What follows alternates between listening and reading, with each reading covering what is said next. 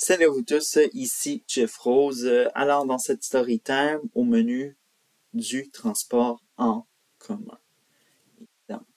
Alors donc, si vous êtes un usager du transport en commun dans la région métropolitaine de Montréal, je vous conseille, je vous suggère d'écouter cette vidéo en entier, car cette vidéo pourrait évidemment vous informer sur l'état de nos sociétés de transport, pas seulement dans la région métropolitaine de Montréal, mais à travers la province du Québec. Car évidemment, la situation, elle est très grave. Vous le savez comme moi que les transports en commun, ça fait partie intégrante de certains individus, pas seulement à Montréal, mais aussi dans la rive nord, la rive sud, Laval. Bref, alors donc, où peut aller, évidemment, eh bien, il y a les transports en commun pour se déplacer pour de nombreuses raisons. Mais si je vous dis que la semaine dernière, il y a eu une révélation choc, surtout qui vient du gouvernement du Québec, qui dit que, selon la ministre québécoise des Transports, Geneviève Guilbeault, que le gouvernement du Québec n'épongera plus le déficit. Et là, quand je parle de déficit, de quoi je veux parler? Évidemment, je vais vous en parler plus en détail dans cette vidéo, car ça pourrait être même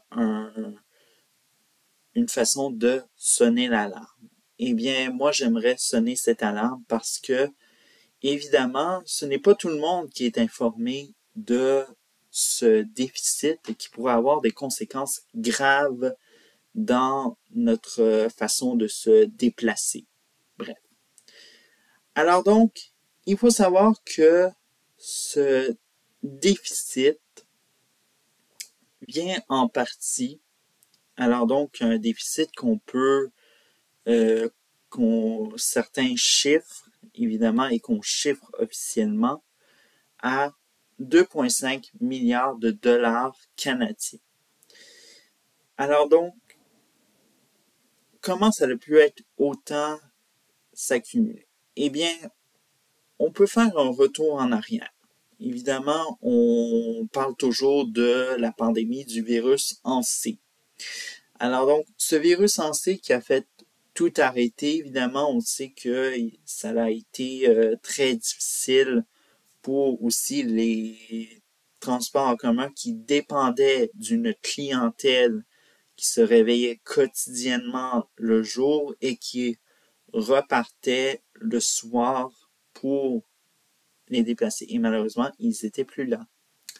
Alors donc, qu'est-ce qui s'est passé? Eh bien, le déficit a gonflé pendant ce temps-là.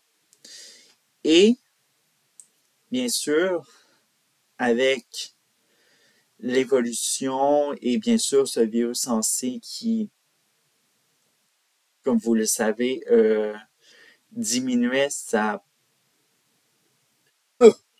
présence, eh bien, les sociétés de transport ont essayé de rattraper le temps perdu et pas seulement avec le temps, mais en mettant les bouchées doubles parce que, évidemment, il y a eu une année où le transport était presque off. Et voilà où ça nous mène en 2023. Le gouvernement du Québec n'épongera plus le déficit en tant que tel. Ce qui veut dire que on avait un travail de 50-50, alors donc 50% de la facture, je veux dire 50% du déficit était payé par les sociétés de transport et l'autre 50% était payé par le gouvernement du Québec. Et là, on a totalement un défi, évidemment, pour les sociétés de transport, vu que le gouvernement du Québec n'est plus là pour épauler ces sociétés en question, comment on va faire, évidemment.